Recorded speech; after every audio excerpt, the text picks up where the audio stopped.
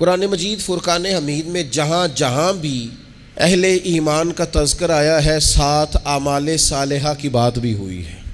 جہاں جہاں بھی اللہ تعالیٰ نے اہل ایمان کا ذکر کیا ہے، ان الذین آمنوا وعملوا الصالحات الا الذین آمنوا وعملوا الصالحات، جہاں بھی آپ کو ذکر ملے گا ساتھ صالح اعمال کا۔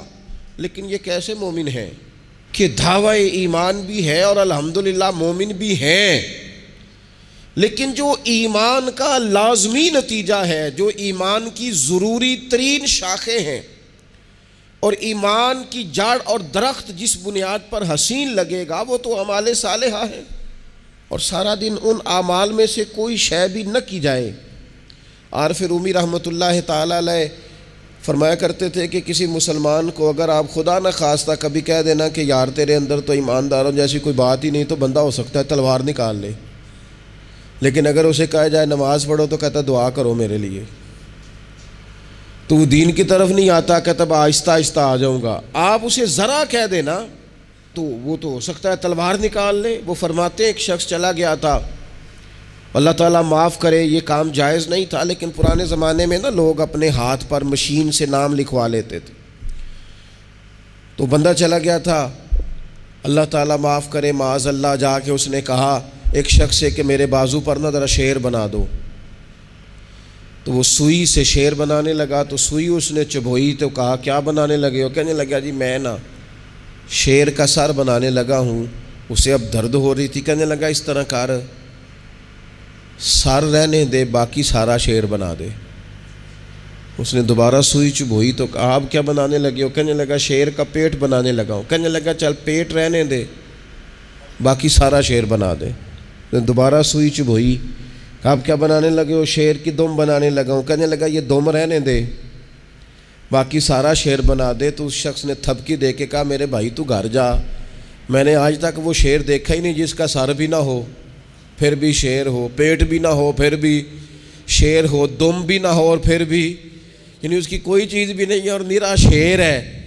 عارف رومی کہنے لگے یہ کیسا مسلمان ہے، نماز دعا کرو، سچ بولا کر دعا کرو، کسی کا خیال رکھا کر دعا کرو، تو اپنے دل میں اللہ کی مخلوق کے لیے نرمی پیدا کر دعا کرو۔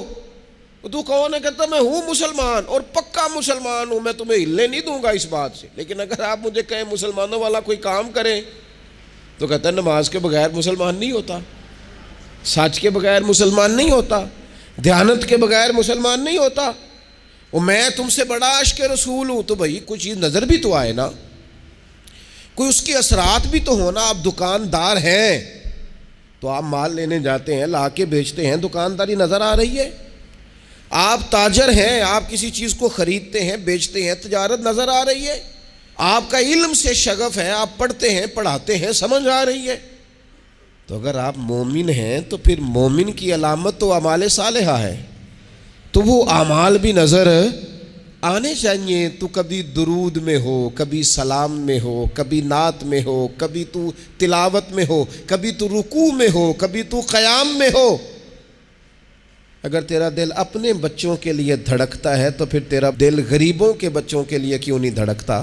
اگر تیرا دل اپنے گھر میں مال لانے کو کرتا ہے تو جہاں تجھے پتا چلا ہے کہ 11 بج گئے رات کے روٹی نہیں پکی، تو رسول پاک علیہ السلام نے تو یہاں ڈگری جاری کی ہے، فرمایا میں اسے مومن ہی نہیں مانتا جو پیٹ بھر کے کھانا کھائے اور اس کا پڑوسی بھوکا رہ جائے۔ حضور تو مانتے ہی نہیں، فرمایا نہیں مانتا میں اسے مومن۔ یہ کیسا مومن ہے کہ پڑوسی بھوکا ہے اور یہ راج راج کے کھا رہا ہے اور طرح طرح کی غذائیں کھا رہا ہے؟